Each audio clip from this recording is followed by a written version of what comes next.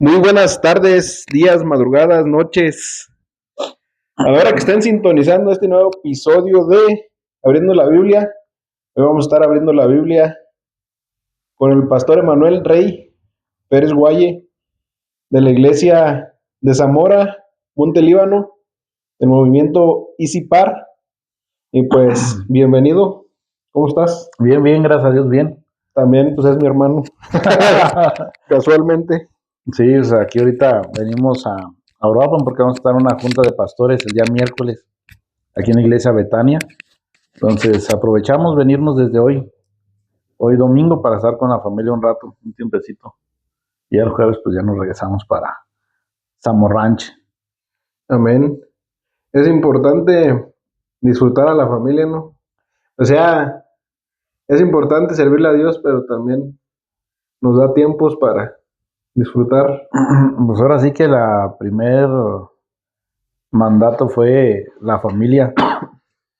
La sociedad empezó con familia, la iglesia empieza por la familia, entonces creo que la familia forma un vínculo muy importante en el ser humano para todo. O sea, una persona que tiene familia es más responsable, más capaz, más comprometida.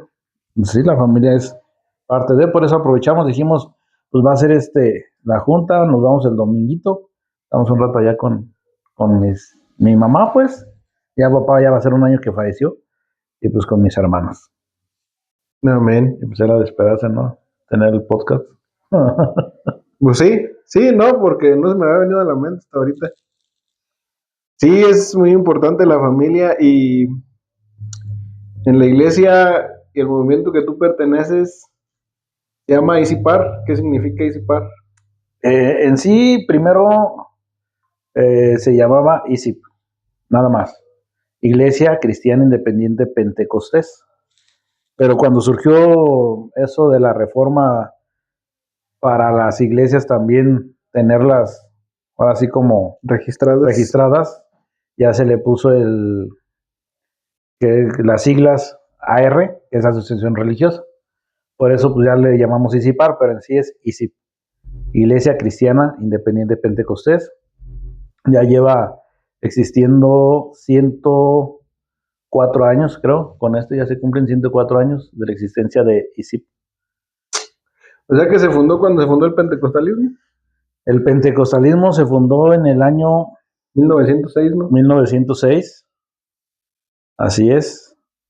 Entonces el pentecostalismo, bueno, hay quien dice en 1906, hay quien lo data desde el 1902. Entonces, Se formalizó pues en el movimiento de la calle Azusa. ajá, Charles Parham. Entonces, ICIPAR tiene 103 años, 104. Ya el pentecostalismo va a tener como 120, pues sí, fue casi 120 años. Sí, sí, sí. Sí, casi por ahí.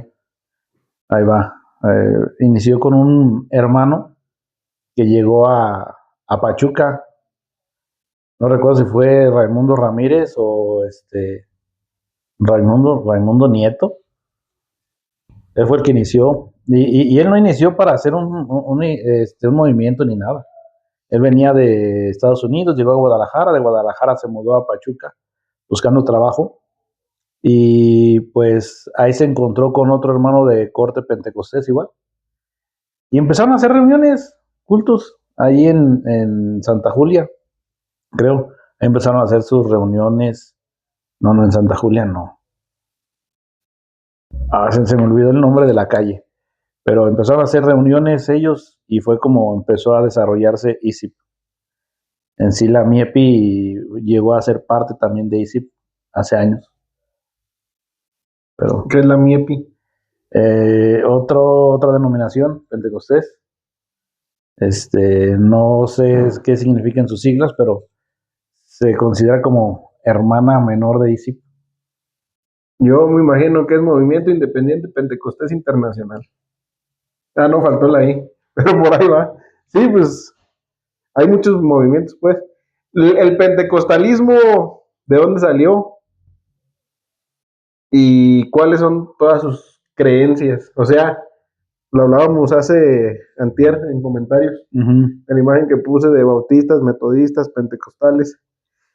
Hablábamos de soteriología, escatología. El pentecostalismo, ¿a qué se adhiere? Es cesacionista en lo general, porque siempre pues hay gente que aunque está ahí, pues puede ser de otro pensamiento. Pero en lo general el pentecostalismo es cesacionista, continuista, dispensacional, todo eso. En general es dispensacionalista. Creemos en las 7 dispensaciones que hay y que ahorita estamos en la dispensación de la gracia. Y en referente a cesacionalismo y continuacionismo, somos continuacionistas. A ver, vamos por partes, dijo ya que es dispensacional, estamos en la 7ª de la gracia. Las otras 6, ¿cuáles son? ¿Qué significa dispensacional? Todo eso. Dispensacionalismo significa que está dividido en una dispensación o en eras, diferentes eras. A ver si me recuerdo bien cuáles son. Hoy en la predicación no las di todas, pero está lo que es la inocencia, cuando Adán es creado, en la inocencia. Después de la inocencia viene lo que se le llama conciencia, donde ya Caín y Abel, pues ya tienen un poco de conciencia y Caín mata a Abel. Después de la conciencia viene el gobierno humano, que se habla ya de los patriarcas, Job, Abraham, Isaac, Jacob, Saúl, se habla de ellos los patriarcas. Después llevamos inocencia, conciencia, gobierno humano. Y después del gobierno humano viene el de la ley. Después de la ley. La ley es con Moisés. Con Moisés, en la dispensación de la ley. Y van 4. Porque ahorita estamos en la 6ª dispensación, la gracia. La 7ª dispensación, pues ya es cuando llega lo que es el arrebatamiento y viene la gran tribulación. Entonces la 5ª debe ser como en Jesús, ¿no? La 5ª se marca, me parece que del tiempo de silencio, 400 años de silencio, hasta el nacimiento de Jesús. Dispensación del silencio. ¿Por qué? Es como los profetas Isaías, Jeremías. No. Antes. Después, porque el Espíritu Santo le llamamos 400 años de silencio, porque el Espíritu Santo ya no manifestó nada, ya no se comunicó con nadie. Entonces hubo 400 años donde estuvo en silencio, le conocemos en teología, hasta que el profeta, que es Zacarías, entra a ministrar y el ángel le habla que iba a tener un hijo con su esposa, Elizabeth. Que lo deja mudo. Que lo deja mudo por incrédulo. Que es el papá de Juan el Bautista. 6 meses mayor que nuestro Señor Jesucristo. Y eran parientes ellos dos. Entonces, eso es el dispensacionalismo. Se cree en las 7 dispensaciones. Y eso es en cuanto a la soteriología, no a la escatología. Entra dentro de la escatología. Que la escatología, ¿qué es escatología? Escatos es la palabra de predecir el futuro. O sea, de ver los acontecimientos futuros. Es casi similar a la profecía, pero la escatología ya es más relacionado a lo que viene el arrebatamiento de la iglesia. Tenemos al tribulacionista, postribulacionista, pretribulacionista, antitribulacionista, milenialista, amilenialista, y hay un montón también de posturas que hay. Sinceramente en eso no he abordado mucho.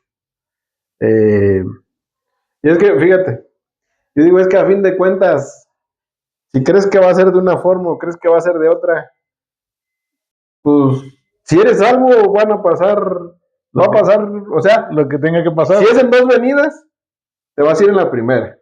Y si es en una, te vas a ir.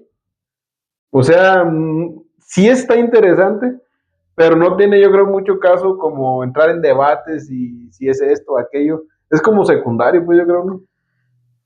Pues mira, en Hechos, los discípulos le dijeron al Señor Jesús, o mejor dicho, Lucas lo escribe, que los discípulos le dijeron, ¿cuándo vendrá esto? ¿Y qué les contestó él? Ni yo, ni los ángeles lo sabemos. El Padre en su sola potestad. Y viene esa parte que dice que ellos prediquen el evangelio. O sea, ¿cuál es la prioridad? Predicar el evangelio. La gran comisión. La gran comisión. Más adelante Dios le da una visión a Juan, el discípulo amado, que escribe Apocalipsis. Que lo deja bien claro en el evangelio. Exactamente. Al discípulo que Jesús amó. Y luego el apóstol Pablo también nos habla en una de sus cartas sobre lo que vendría y lo que pasaría. Hey, estaban preocupados en Gálatas, ¿no? Tesalonicenses. Que es donde le dicen pues también, si ella tuvo tantos maridos. Bueno, ese fue el Señor Jesús, que los saduceos, los saduceos le hicieron la pregunta, porque los saduceos no creían en la reencarnación, ni en los ángeles. Los saduceos no, los fariseos sí. Entonces le dicen, y cuando resucite, ¿quién será su marido de los 7? Entonces el Señor Jesús da una respuesta, que esa respuesta viene a causar un dilema. ¿Cuál es la respuesta? Que serán como los ángeles, que no se dan en casamiento ni se casan. Y muchos dicen que los ángeles son asexuales por eso.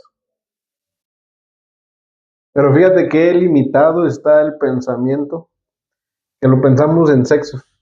Exactamente. ¿Dios es hombre o es mujer? Dios es Dios. Es un ser único en todo el universo y no puedes encasillarlo en, ¿es esto o esto? No. Él es todo. Él es un ser, pues, la seidad de Dios te lo explica, ¿no? Hay una parte en la teología que le llaman la simplicidad. Y tú escuchas la simplicidad y dices, ¿cómo que simplicidad? Pues sí, así de simplemente Dios es Dios. Y ya.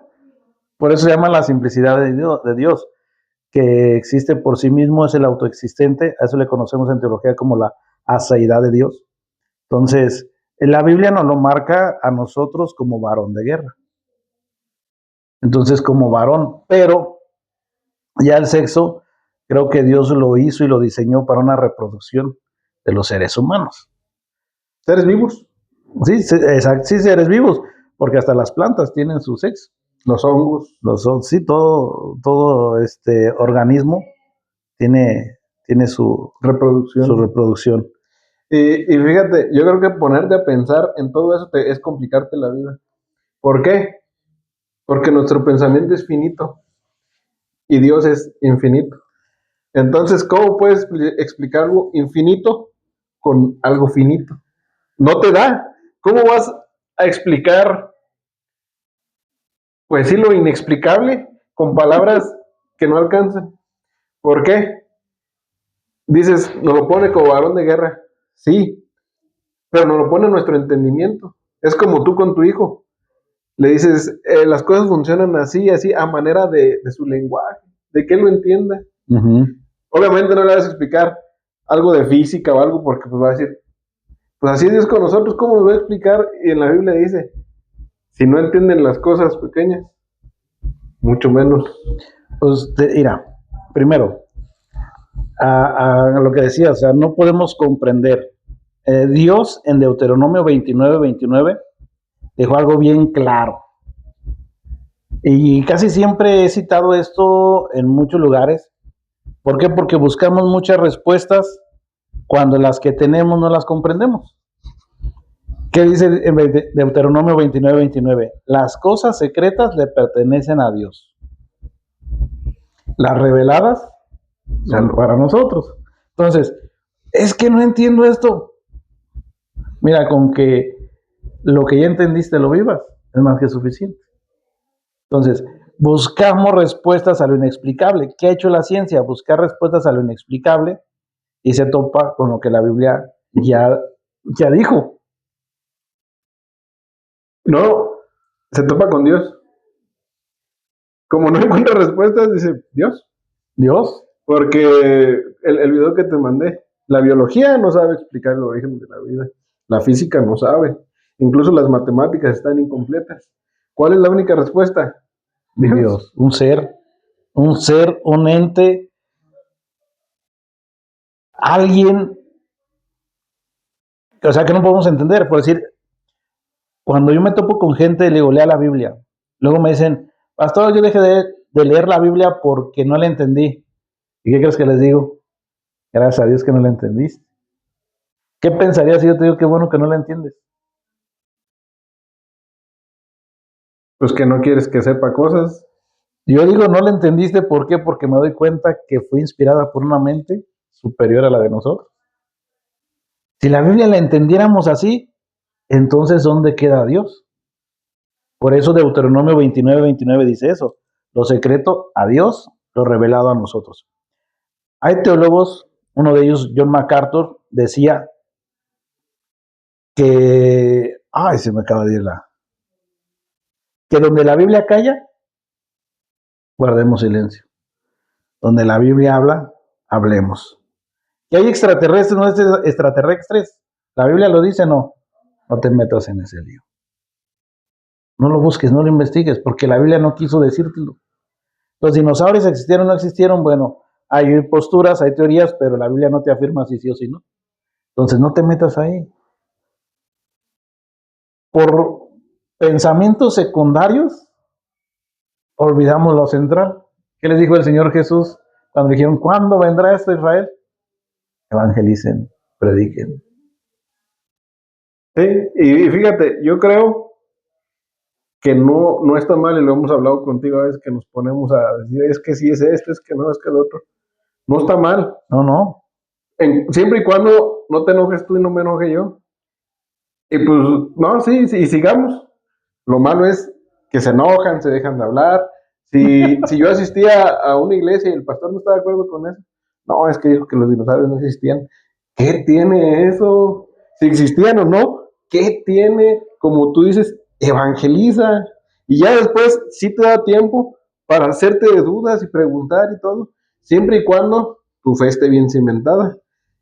Y sepas que como la ciencia y todo, a donde vas a llegar es a Dios. Porque no hay más.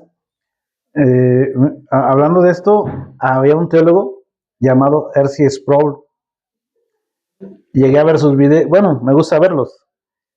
Y algo que me sorprende de él es que te habla de escatología y te dice, he cambiado de postura otra vez. ¿Por qué? Porque cada vez que estudio la escatología me llevo a un lado y luego la estudio y me llevo a otro lado. Dice, he cambiado de postura como 5 o 6 veces ya.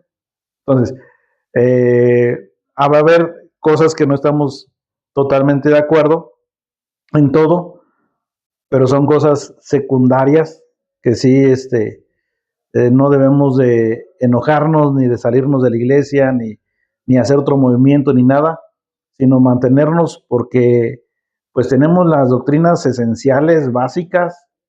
Jesucristo nació de una mujer encarnado. A ver. Qué bueno que tocas ese tema.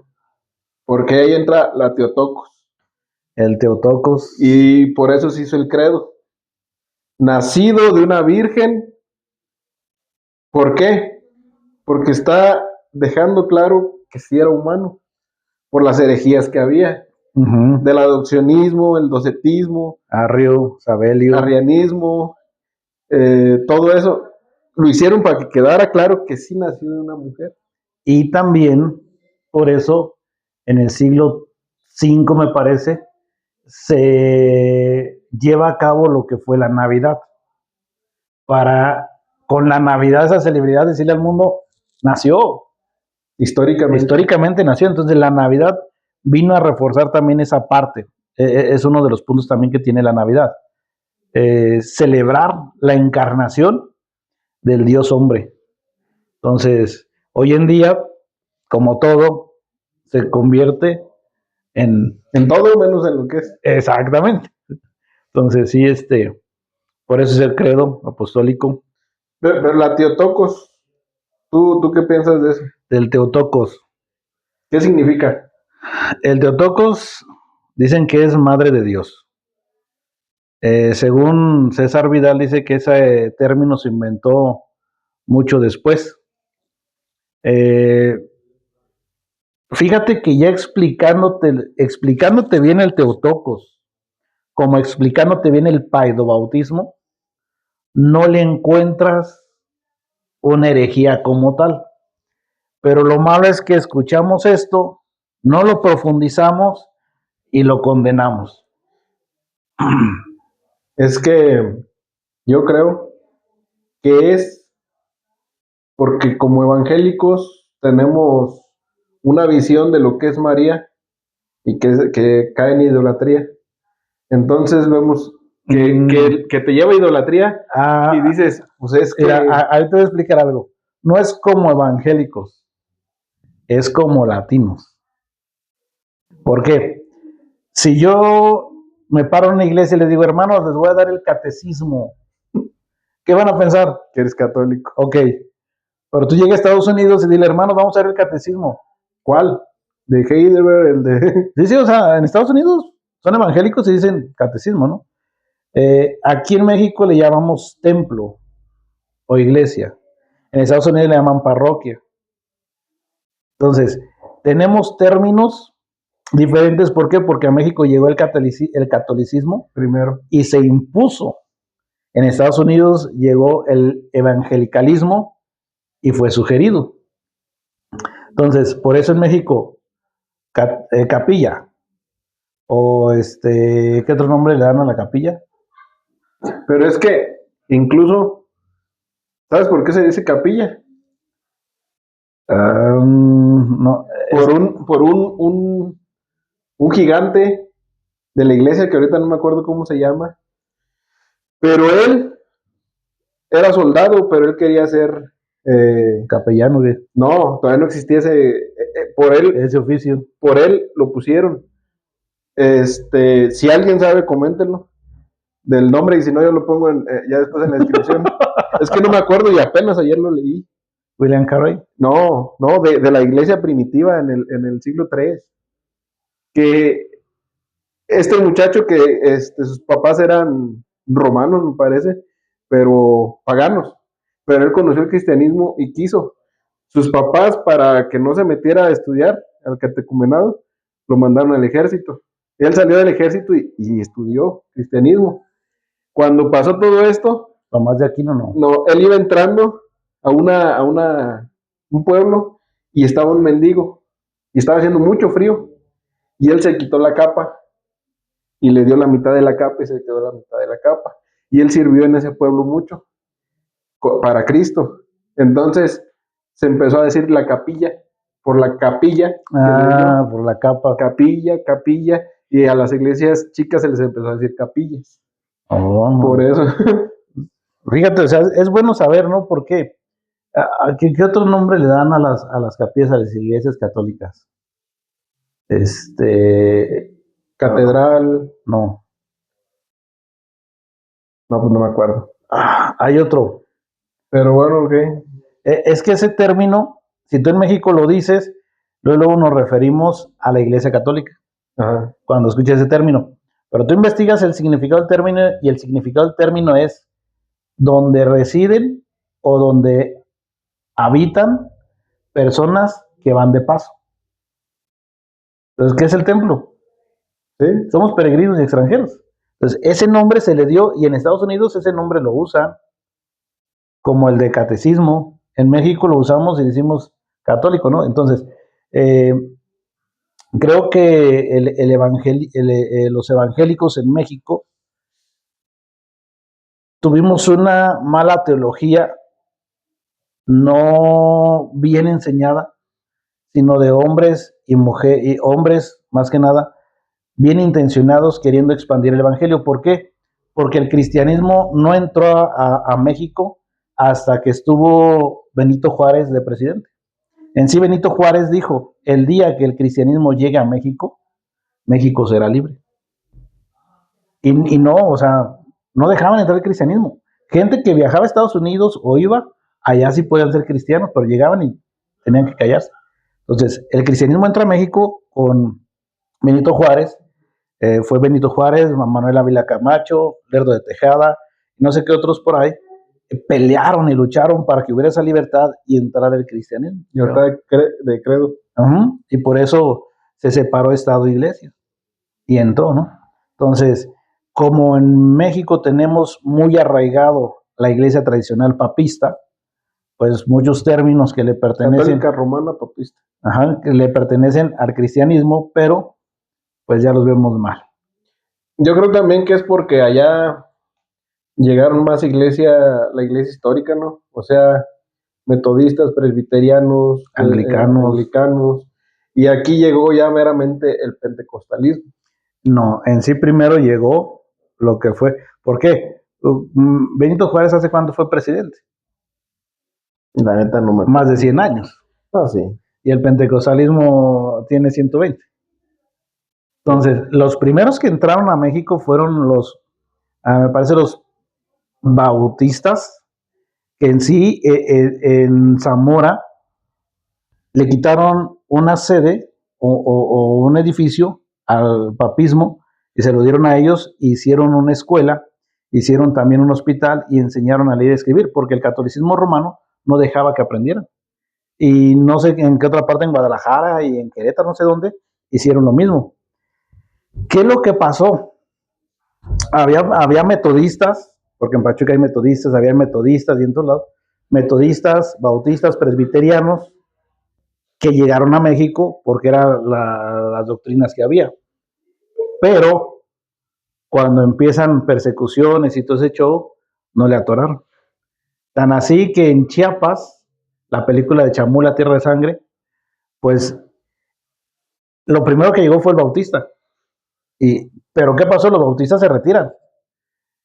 Pero los pentecostés que ya había en México, tú sabes que al mexicano le gusta morir, fueron los que se fueron a Chiapas, y el cristianismo que preserva en Chiapas es por el pentecostalismo. Pues casi toda Latinoamérica. Ahora que estuvimos en Oaxaca, yo preguntaba, hermanos, ¿cómo llegó el evangelio aquí? Bautista. O sea, el bautista se dedicó a lo misionero, pero como que no aguantaron y llega el Pentecostés.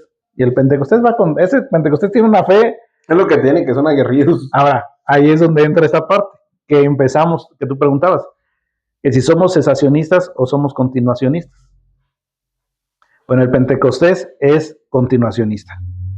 Que ahora, dentro de continuacionista están los continuacionistas moderados y continuacionistas desmoderados. Los apóstoles. Que el apóstol, que el profeta, que un montón de cosas, ¿no? Entonces, el Pentecostés es continuacionista. ¿Continuacionista qué significa?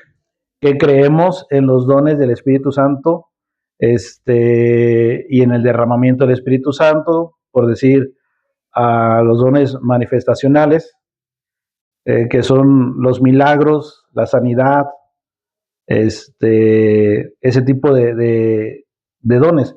¿Por qué? Porque los cesacionistas creen que hay dones operacionales, como es palabra de sabiduría, palabra de ciencia,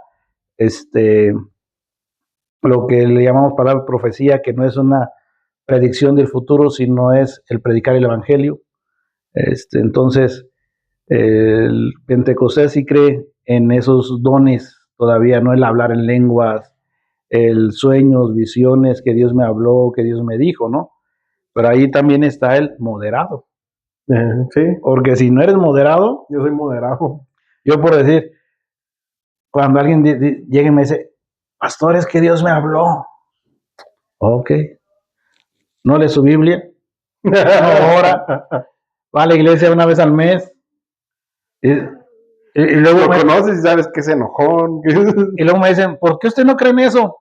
Le digo, bueno, si se trata de creer, entonces le creo a José Smith, ¿no? Le creo a esta Elena G. White. Le creo a... El conflicto de los tiempos. O sea, les creo a todos ellos, porque todos ellos recibieron visión.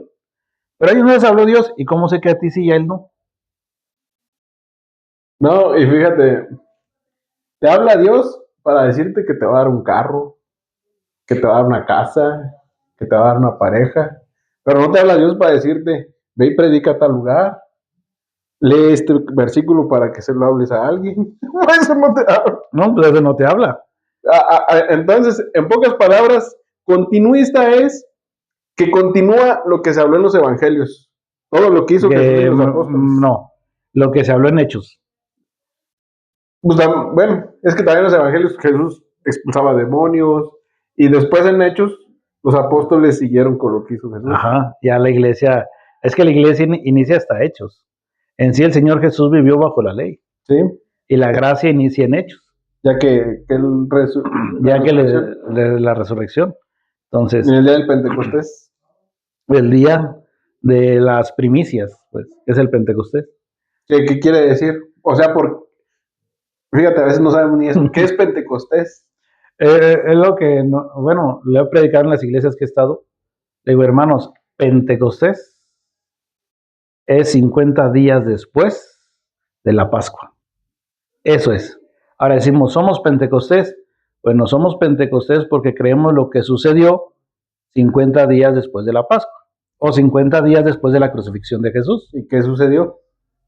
Ese día enigmático que cambió la historia, pues el Espíritu Santo se derramó y el único don que se vio ahí fue el de lenguas, dialectos.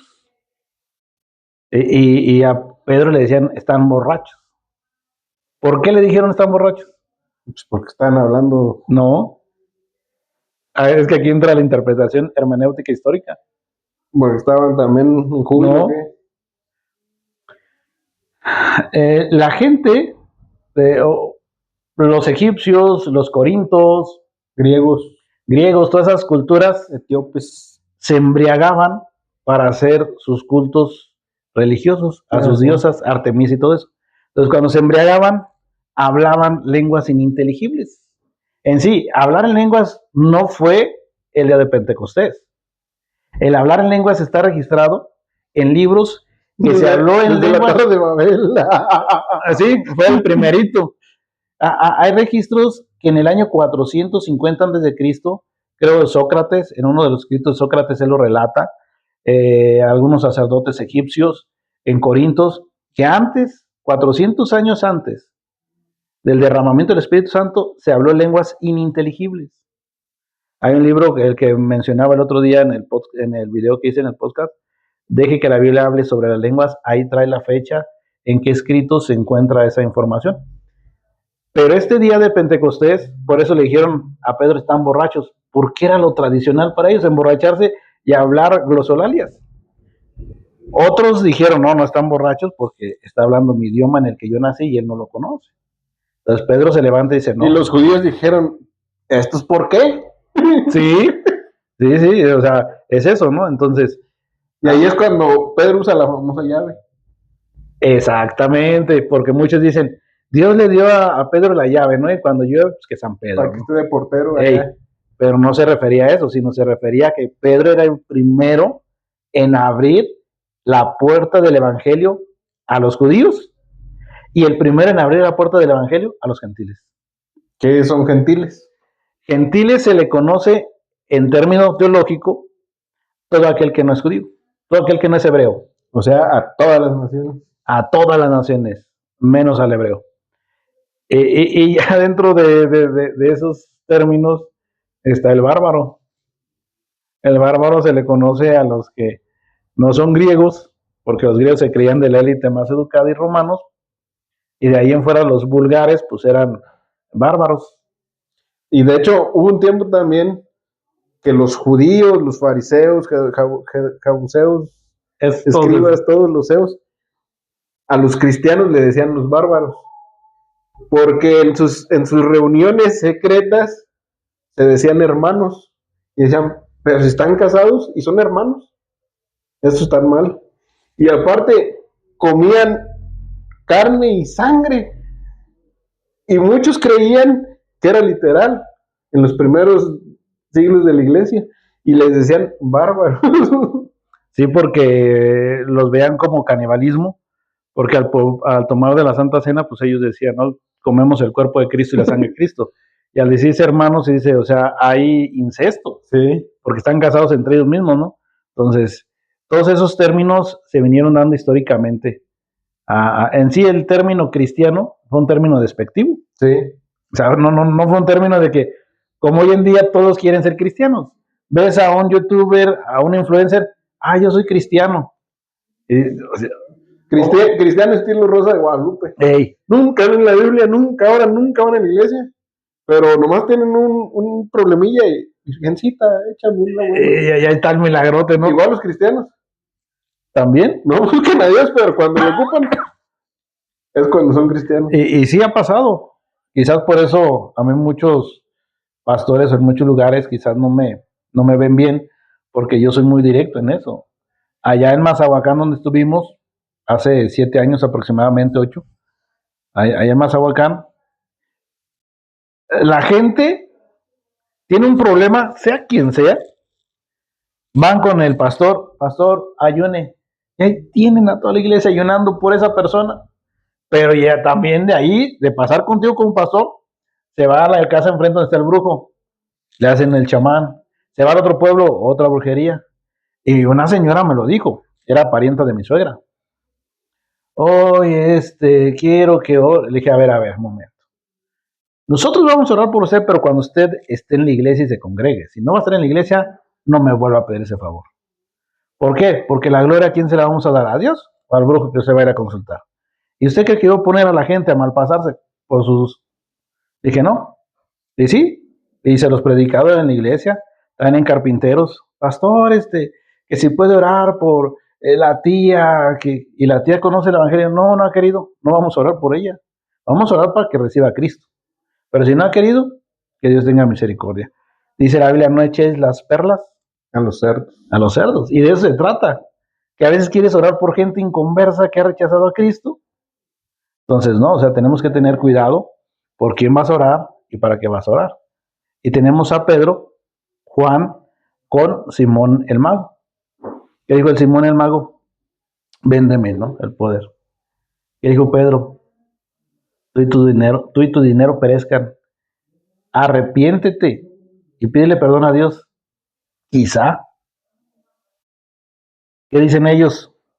¿Qué dice él? Intercedan ustedes por mí. Se corta la conversación. Lucas ya no escribe si sí o si no. Pero a lo que nos escribe Juan, el evangelista, en una de sus cartas, primeras, que dice, hay pecado que no es de muerte, por el cual hay que interceder, y hay pecado que es de muerte, por el cual ya no. Entonces, ¿qué hizo Simón el mago? Un pecado de muerte. Blasfemó contra el Espíritu Santo. ¿Iban a interceder por él? No, porque era un pecado de muerte. Entonces, también tenemos que tener mucho cuidado de eso, ¿no? Cuando un hermano o alguien comete un pecado de muerte, Juan nos da esa advertencia, no intercedas por esa gente. Entonces, sí hay muchas cosas que, híjole, hay que entender. Pero sí, como Pentecostés somos continuacionistas, creemos en el derramamiento del Espíritu Santo. Dispensacionalistas, creemos en el rapto inminente y no creemos que hay dos venidas, hay una venida, porque a veces creen que son dos y no son dos, es una venida. Muchos pentecostales creen que son dos. ¿Por qué? Porque desafortunadamente hace falta una buena teología. ¿Por qué es una? Porque mira, la primera no es venida, la primera es el arrebatamiento. Vienen las nubes, se escuchará la trompeta, los muertos en Cristo resucitarán primero y los que quedemos vivos seguiremos después de ellos. Esa no es la venida de Cristo. La venida de Cristo es cuando Él llega y pone los pies sobre el monte y se parte en 4. Esa sí es la venida. ¿Por qué? Porque esa sí llega a la tierra. La primera que creen que es venida no es venida, es arrebatamiento. En las nubes no llega a la tierra. Entonces, no a lo que estudiamos la escatología poco, no creemos en dos venidas, creemos en una venida, pero el cristianismo no se va en la primera venida, sino se va en el arrebatamiento, que es inminente, que no sabemos cuándo va a ser.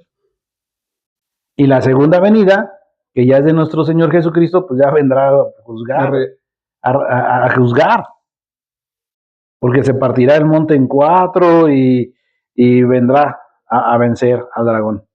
Ya después vendremos a reinar con él aquí a la tierra 1000 años.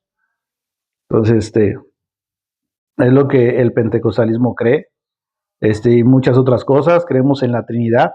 Ojo, ojo los que están viendo el video, hay apostólicos pentecostés unicitarios.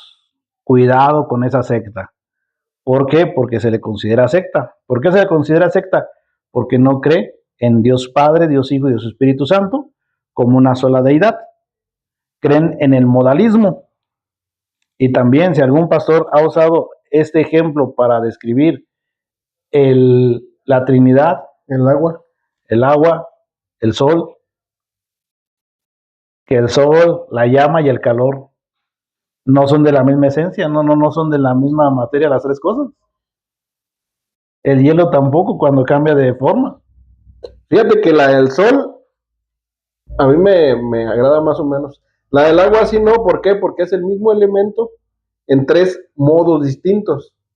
O sea, es como si Dios se convirtiera en el Espíritu y se convirtiera en el Hijo. Y no, son tres personas en un solo Dios. Y la del sol, Dios es el sol. Los rayos son Jesús y el calor de los rayos es el Espíritu. Te digo, no digo yo, es así, pero no la veo tan modalismo como la del agua, que sí son tres modos. Pues. Ajá, a esa no recuerdo qué nombre se le da, pero tampoco no es correcta. ¿Por qué? Porque el calor no es de la misma esencia que la materia que produce el fuego. Y ya no es lo mismo. Y la Trinidad es una misma esencia los tres. Sí. Coexistentes, coeternos. Por eso en el credo dice, Dios de luz, Dios de Dios, luz de luz, Dios de Dios. Ese ya es el credo, engendrado, no creado. ¿Por qué? Porque un hijo tuyo es de la misma esencia tuya, tiene tu mismo ADN, tu misma sangre, tu misma carne. Por eso es engendrado, no creado. Porque si fuera creado, sería de otra sustancia. Como Adán. Exacto, como el hombre. Sí. La Trinidad es Dios engendró al Hijo y el Espíritu procede del Padre y del Hijo. Procede, no es que sea, sino procede, ¿no? Entonces es la Trinidad y cuidado con los apostólicos. Ahora sí que se confunden con los cristianos, con el trinitarismo, pero cuidado, tengan mucho cuidado. No hay que aceptar eso porque eso ya es una herejía. Hace rato, como iniciamos el podcast, decía mi hermano que el credo apostólico, ¿por qué se hizo? Bueno, para debatir el arrianismo y el sabelianismo. Gnosticismo, todo eso para debatirlo. Hoy en día, desgraciadamente, ha entrado el sincretismo. Respeto lo que dices, respeto lo que tú piensas, pero en teología y relacionado a Dios y doctrinas fundamentales, no hay un respeto a lo que tú piensas. Es Dios dice esto y Dios marca esto. Y no se debate, ¿por qué? Porque hay posturas no debatibles. Es lo que hay. Muy bien. ¿Soteriología? La soteriología es la doctrina de la salvación. Y en la doctrina de la salvación, pues hay dos posturas, y de esas dos posturas salen subposturas que desafortunadamente hoy en día estamos más enterados de los derivados de las dos posturas, porque tenemos el arminianismo y el calvinismo. El calvinismo pues habla sobre la predestinación, la elección de los santos, la depravación total. ¿Pecado original o no? Ajá, pecado original. Y el arminianismo, ojo, el arminianismo que conocemos y que se predica o que se habla hoy en día es el que cree que el ser humano es capaz de buscar a Dios por sí solo. Cuidado, eso es semipelagianismo mezclado con arminianismo. Por eso les decía que hay posturas, dos, calvinismo y arminianismo, y hay un calvinismo que se le conoce como hipercalvinista. ¿Por qué? Porque también se va al extremo que si tú ya hiciste tu oración de fe y te bautizaste, hagas lo que, sí, hagas lo que hagas, peques, te emborraches, adulteres, ya eres salvo. No, no, ese es un calvinismo adulterado. Y el arminianismo adulterado es creer que el ser humano puede ir a Dios sin que antes el Espíritu Santo despierte la conciencia o despierte el libre albedrío. El calvinismo también cree en el libre albedrío de otra manera, y el arminianismo de Wesley y de Arminio creían también en la predestinación, pero de otra manera diferente. Así es que yo invito que si van a estudiar el arminianismo y calvinismo, lo estudien a profundidad. ¿En qué momento se hizo el arminianismo con semipelagianismo? Que por eso también se hizo el credo y todo eso, los concilios para debatir al semipelagiano, a Pelagio. Entonces, no, esos temas son bien. Pero el pentecostalismo, ¿qué es? Arminianismo. El pentecostalismo es arminiano, el metodista es arminiano, hay una línea bautista que venía arminiana también desde mucho antes, y hay bautistas que adoptaron el pentecostalismo también. A mí me gusta el calvinismo porque es como los versículos de la Biblia que dice, pídele a Dios y Él te concederá los deseos de tu corazón. Búscalo y te concederá los deseos de tu corazón. Si lo buscas, ¿cuáles van a ser los deseos de tu corazón? Él. ¿Qué te va a conceder? Él. Entonces en el calvinismo yo también digo, si lo recibiste de verdad, pues sí vas a ser salvo, porque vas a estar con Él. Si lo recibiste de dientes para afuera, pues ahí sí no. Ahí sí, pero... Y si lo recibiste de verdad, ¿qué vas a tener? Frutos del Espíritu. Y si tienes frutos del Espíritu, ¿qué va a pasar? Pues vas a llegar a la salvación. Yo dejé de meterme en ese tema y en ese dilema de arminiano o calvinista. Yo les digo, a ver, tú eres calvinista, sí, evidencia los frutos. Yo soy arminiano, que no pierdas tu salvación. ¿Sí? Si eres arminiano, cuida tu salvación, no la pierdas. Eres calvinista, demuéstralo con los frutos. Y es que el calvinismo dice, por tu fuerza no vas a poder. Todo es por gracia. Por el sacrificio de Jesús puedes alcanzar salvación. Y el arminianismo de Jacobo Arminio también. En sí, mira, Jacobo Arminio, cuando él expone su postura, lo quieren expulsar y quitar de maestro. Pero él dice, es que pues, no hay tanta diferencia. En sí, Wesley dijo, estamos a un cabello de ser calvinistas, porque es una cosa mínima. Ahora, Wesley y Whitefield compartían púlpitos. Compartían púlpitos los dos. A Spurgeon no lo querían los arminianos de su tiempo, ni los calvinistas de su tiempo. Que porque era muy arminiano para ser calvinista, y que porque era muy calvinista para ser arminiano. Entonces, C.S. Lewis también habla de esa parte, o sea, de que ese pleito tiene un final. Pero el ser humano le gusta contender, discutir, tener la razón. Y tener la razón. Pero pues al final dices, ok, ¿crees que la salvación no se pierde? El final es el mismo, pues. Sí. Y al último estaríamos en el cielo decir, la regamos los dos. ¿Qué es la escatología? Ya lo dijimos. No, la apología. Apologética, la apología. Bueno, la apología es defensa de tu fe, defender tu creencia. En teología pues, le llamamos defensa de la fe. Entonces, seas de la doctrina que seas, de la religión que seas, pues vas a ponerte en tu postura y tú vas a defender tu fe. Eso es la apologética. Racional. Ojalá todos lo hicieran racional. No, yo digo que si lo hacen sin razonamiento, sin argumentos, pues no es escatología, nomás estar alegando.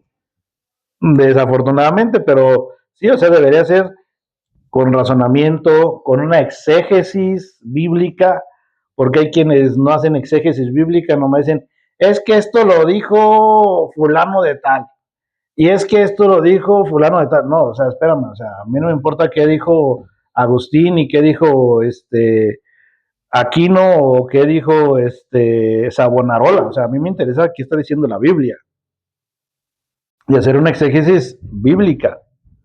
Y ya cuando haces la exégesis bíblica es cuando tú dices, mira, la Biblia nos marca esto, y Agustín de Hipona habló sobre este tema afirmando lo mismo.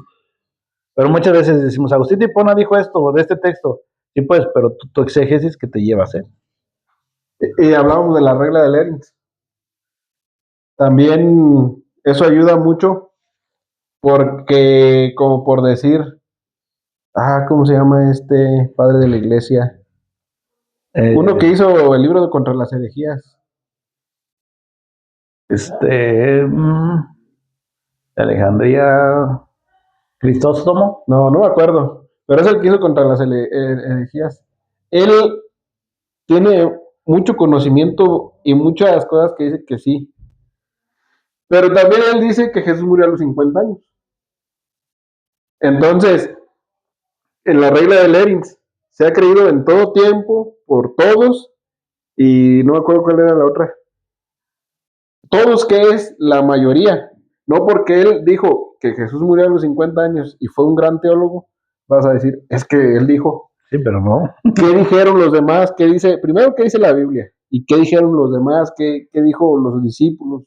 El estudio, y llegas a la conclusión, porque muchas veces pasa eso. Se usa un versículo de la Biblia, y se usa lo que dijeron los padres de la iglesia. Por eso María sí fue asunta al cielo. Caray, estos otros 100 padres no dicen eso. Y la Biblia tampoco. O sea, ¿por qué llegas a esa conclusión? Pues por gusto y ganas nomás. Fíjate, una vez escuché a Armando Alducin y dice, yo no tengo la verdad absoluta, dice, tengo muchos errores. Y dentro de lo que yo enseño hay cosas que probablemente no estén bien. Dice, así es que ningún predicador después de Cristo, ni de los apóstoles, tenemos verdad absoluta. Aquino, Hipona, Calvino, Arminio, Eusebio de Cesarea, Alejandro de Alejandría. O sea, todos esos no tienen la verdad absoluta. O sea, que tienen errores en sus doctrinas, pero lo que tú decías de la regla es a que mientras la mayoría coincida con algo, la Biblia, primero Biblia, después de Biblia, historia, la historia, los comentarios de los comentaristas, entonces lo podemos tomar como que, bueno, si la Biblia lo dice, adelante. Biblia más tradición, pero si la tradición contradice la Biblia, pues lo quitamos. Porque si no, entonces no. No, y es que en la tradición se han ido agregando muchas cosas. Que por eso también, como por decir, pues también por eso fue la reforma de Lutero. Porque pues es como tu celular. Cuando lo compras nuevo, sirve. Le vas agregando cosas, y deja de servir, se calienta, se traba. Tienes que quitarle, reiniciarlo de fábrica y funciona bien otra vez. Exactamente. Entonces, ¿qué pasa con eso? Si que no me puedo acordar el nombre y estoy pensando que Jesús murió a los 50 años, ¿por qué? No sé por qué investigó o por qué se le ocurrió, pero no porque él lo diga quiere decir que así es. Y así ha pasado con mucha gente que Dios ha usado y todos han tenido sus defectos. Entonces se le ocurre, ¿sabes qué? Va a haber agua bendita. ¿Cuándo viste un apóstol con agua bendita? ¿Sabes qué? Ocupan padrinos de bautizo.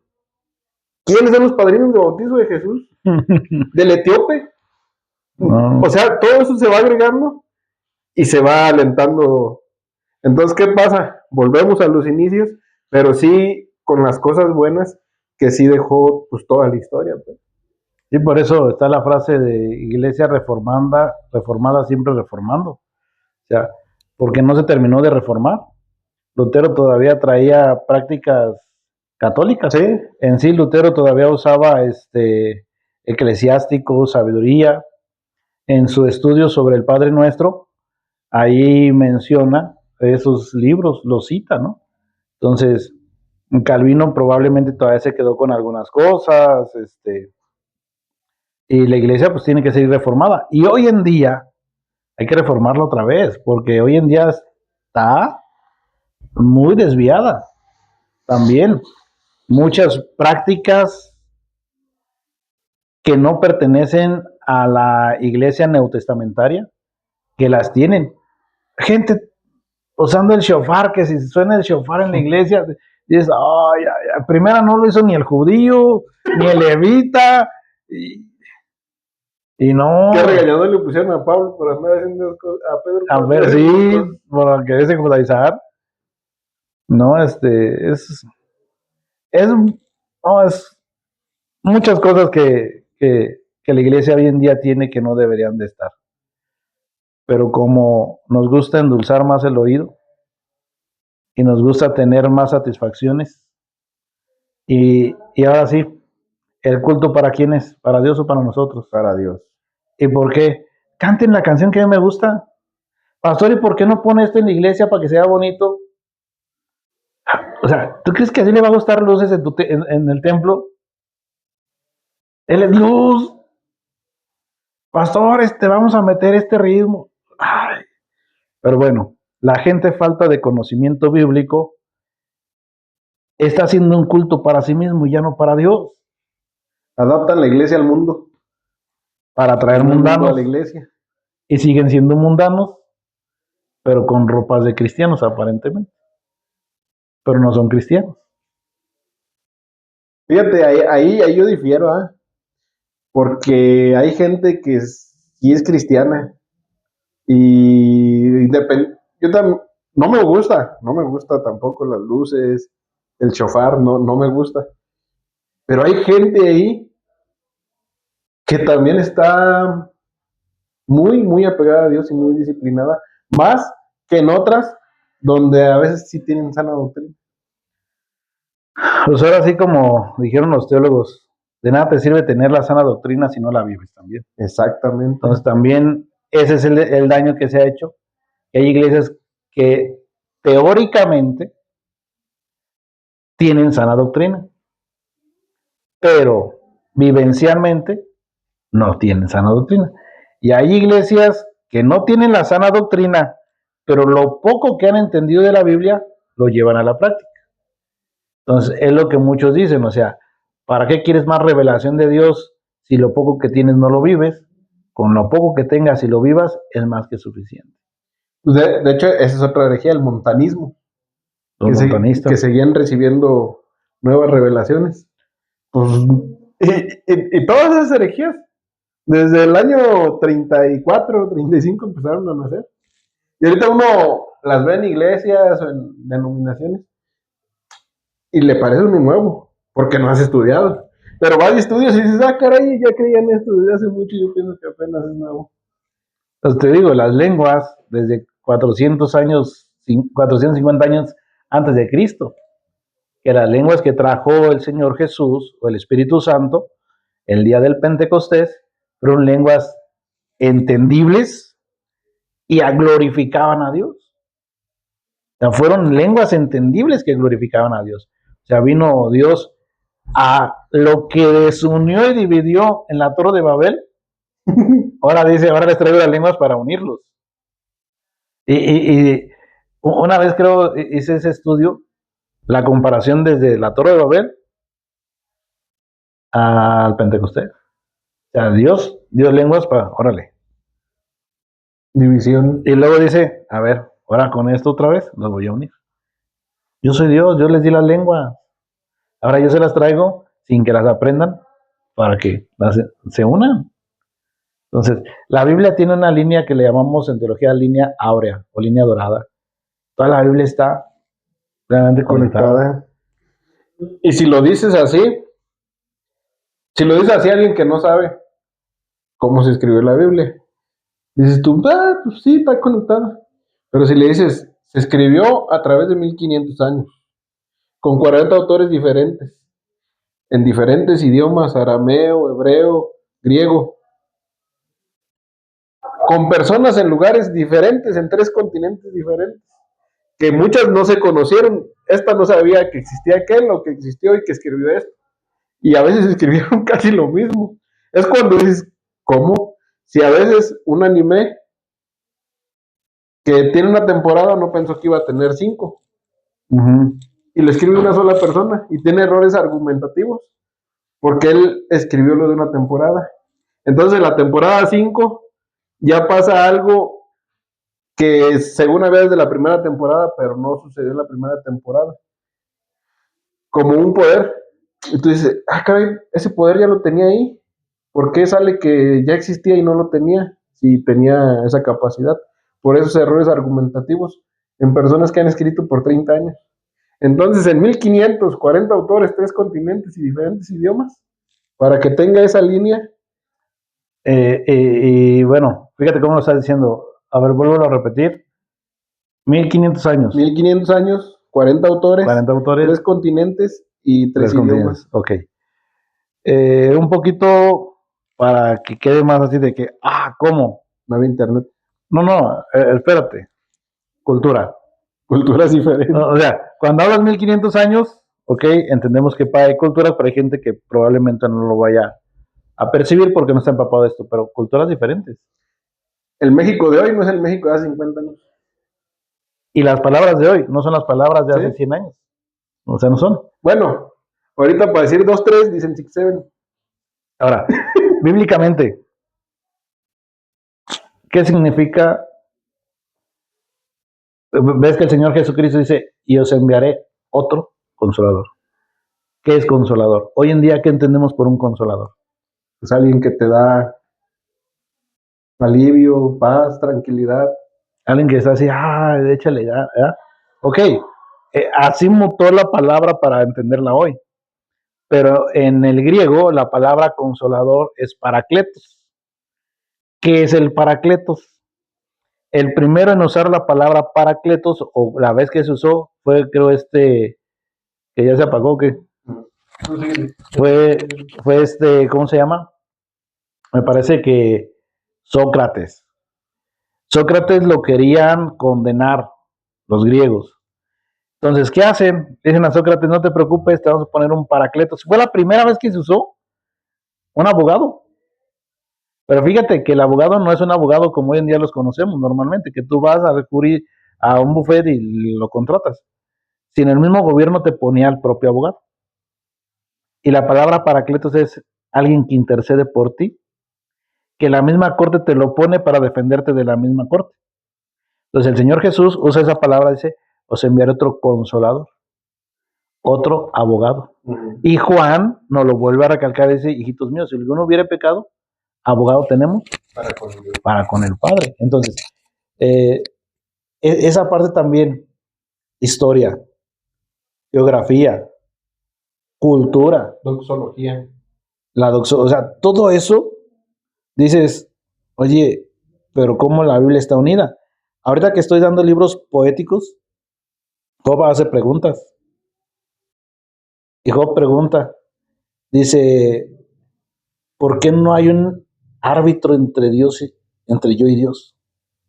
Para que le diga a Dios que yo también tengo la razón. O para que me haga ver que yo estoy mal. O sea, ¿qué está diciendo Job? Él quería un intercesor. A pies del bar. ¿Y qué dice Pablo? Porque hay un solo mediador. Entre Dios y los hombres. Jesucristo, hombre. Entonces Job estaba esperando algo. Y ahora, ¿quién fue Job? No era hebreo. No tenía la ley. No existían los hebreos. Ya existía Abraham, que era hebreo. Fue contemporáneo de él. Sí, porque era de Ur. Entonces, de Uz. ¿Era de Ur de los caldeos? Abraham sí, pero el otro era de Uz. No, sí, pues Abraham era de Ur de los caldeos. Entonces, Abraham se le llama hebreo porque fue el que cruzó. Y la palabra hebreo significa el que cruza el río. Entonces, Abraham cruza y por eso se le llama hebreo.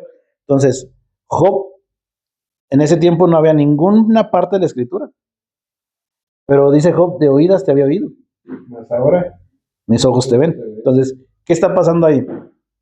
Job está pidiendo. Pero ¿sabes qué pasa? Que como está como más a la mitad del Antiguo Testamento, la gente no sabe que fue de los primeros libros. Que fue de los. Hay quienes creen que fue hasta El primero. antes de que Moisés escribiera. Entonces, ¿a qué es a lo que voy? Job está hablando de algo que la humanidad necesitaba y sin él ser parte de la raza hebrea ni tener conocimiento de Dios, él está pidiendo un intermediario. Y vemos que después viene ese intermediario. Entonces, es donde dices, ¿cómo todo esto está ligado? Porque una mente lo inspiró a que hombres lo escribieran y después lo transcribieran, lo transliteraran, lo tradujeran. Y no, hombre, eso de la historia de la Biblia también está sorprendente. Sí, está muy chido. Imagínate, cuando van a escribir Jehová, ¿qué crees que hacía el escritor, el escribano? Cuando llegaba al tetragramatón hebreo, se iba, se bañaba, limpiaba la pluma y escribía el tetragramatón. Yet J Bat B. Lo escribía. Y el tetragramatón, para la gente que a lo mejor no sabe, son las 4 letras que se traducen como Jehová, Como Jehová. por traducirlo de alguna manera. Ajá. Entonces, cuando escribían eso, iban y se bañaban. Ahora imagínate, oye Israel, Jehová nuestro Dios, Jehová uno es. Oye Israel, deje ir a bañarme, se baña, limpia la pluma y regresa, escribe Yod, Het, Bat, Heb. Nuestro Dios, caray, deje ir a bañarme otra vez, regresar, y ahora escribir otra vez Jehová. Pero incluso, fíjate, hasta la palabra Dios es del Elohim. griego Zeus. En griego, teos, por eso es teología, de teos. Si no sería seología. Entonces, teos de teología, del estudio de Dios. Y en hebreo, pues la palabra Dios se usa la palabra Elohim o Elohim. Exactamente, entonces ahí no es, no, en hebreo no sé si diga Jehová, nuestro Elohim, uno es. No, era Jehová nuestro Dios. Ajá, Jehová Elohim, Ajá, Jehová Ejad. ajá. Entonces, Shema Israel, Jehová Eloheno, Jehová Ejad. Entonces, tenían que ir a bañarse. Ahora, al estar transcribiendo, tenían que pronunciarlo en voz alta, porque si no lo leían en voz alta, no les recibían el escrito. Y tenía que haber ciertos renglones y cierto espacio sangrías a los lados. Si se brincaban otro renglón o no acababan los renglones, ese manuscrito era desechado. No, yo le digo a la iglesia, hermanos, si supieran lo que costó que hoy tengas una Biblia compacta por capítulos y versículos para que uno diga, ¿Por qué no le escriben con capítulos y versículos? no, y ni siquiera en división de palabras, iba de corrido y sin vocales. Todo ese proceso que pasó la Biblia para que la tengamos en la casa y no la leamos. No, y aún ahorita es el libro más vendido, fue el primer libro impreso, Sí. es el libro que más se ha leído. O sea, tienes más que un bestseller y no lo aprovechas. Y fíjate eso que dices ya para terminar, porque se nos está yendo largo esto. Eso que dices de que se tenían que ir a bañar, ahí brincándonos a Jesús, cuando la mujer con flujo lo toca, yo no lo había entendido, no sé si a otra gente sí o tampoco. Yo lo había visto como que lo tocó y se le quitó. Pero ¿qué pasaba en la ley mosaica cuando una mujer tenía flujo de sangre? Al terminar su flujo de sangre tenía que ir y bañarse. Pero si tú la tocabas. Te hacías inmundo. O sea, ese es el meollo de ahí. Que lo tocó y hizo a Jesús inmundo. O sea, en la ley. Bajo la perspectiva humana, sí. Entonces, por eso los fariseos dijeron: ¿estás mal, Jesús? ¿Te tocó? Pero fíjate algo. ¿Qué dijo el Señor Jesús cuando la tocó? Poder salió. Cuando ella lo tocó a él. Y lo que tocó fue el borde de su mano. Sí, sí, sí. No a él. Entonces, cuando dice salió, ¿qué está dando a entender? Aquí no entró inmundicia, de aquí salió. Sí. Y es que. Por eso la mujer tenía miedo de decir que ella lo había tocado. Sí, alguien me tocó y Pedro. No te pases, Estaban señor. tocando todos. No, pero alguien me tocó y salió poder de mí. Pero, o sea, yo ese no lo había visto y yo decía, pues qué bueno que la sanó.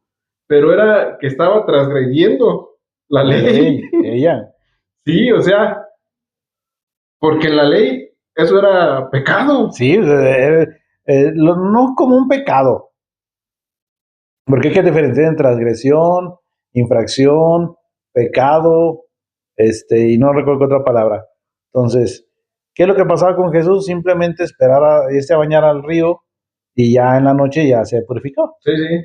Se apartaban se pues del pueblo. apartaban. Entonces, pero él por eso dice, salió. O sea, aquí no entró, de aquí sale. Sí, sí, sí. Entonces, esa es la parte, sí. Y sí, hay muchas cosas que hablar, que tratar. Uf, bastantes cosas de lo que se puede uno hablar y bueno, pues ya, el tiempo apremia. Sí, ¿no? Y pues va a quedar muy largo. Pero pues espero que les haya gustado muy bien. Este no fue el capítulo de él como pastor en sí, porque anda de fresa y quiere que se haga como con todos los demás pastores en su iglesia. Lógico, tiene que ir a Zamorranch, Pero pues ese sí me va a salir caro. pero pues se le van a dar unos chonguitos zamoranos, vamos a tratar de conseguir unas fresitas, vamos a tratar de conseguir unos arándanos, depende del día que vaya, lo podemos llevar a visitar a otro pastor también, Ah, a pues hacerle otro podcast para y que también, rinda. y ahí nos echamos unos taquitos también en ese lugar, y y le va a convenir a mi carnal ir para allá, para Zamorranch. Y pues ahorita espero subir este mañana o pasado. Para que Si lo suben, si lo subo, y ya lo vieron, y no ha pasado el miércoles en la noche, él hace en vivos. Vean sus en vivos cada miércoles, Vamos a estar los dos. pero este miércoles vamos a estar los dos para que otra vez Preguntas y respuestas. ahí manden preguntas, confesiones. No van a mandar preguntas tan teológicas porque ese se trata que es un Es poquito, pastoral. es pastoral, mejor dicho, congregacional, más de miembros a pastor, lo más básico. Sí, porque me dice, manden preguntas y mando preguntas y me dice, no, pues no digo. Es que quiere hablar del Teotocos, quiere hablar de arminianismo, calvinismo, la seidad de Dios, la simplicidad de Dios, La inerrancia bíblica, la inerrancia, Jesús histórico. la infabilidad bíblica, libros apócrifos, deuterocanónicos y uff. Pero sí, ahí venlo. Y si tienen dudas de Dios, de las reuniones, de todo, pues aquí les da, les puede dar respuestas. Si no se las saben, investiga, envíanlas con anticipación. Y pues ahorita está dando clases en dónde. Gracias a Dios, ahorita nos dieron la oportunidad de estar como maestros en el Instituto Bíblico de ICIPAR, el que es en línea, discípulo seminario teológico ministerial, discípulos de Cristo en línea. Nos dieron esta oportunidad de dar clases ahí, estoy dando libros poéticos y también estoy tomando un refresh de lo que es hermenéutica bíblica, porque es una materia muy importante. Y bueno, ahí estamos echándole ganas, gracias a Dios por el momento. Pues nos vemos, que estén muy bien. Y que Dios los bendiga. Nos vemos.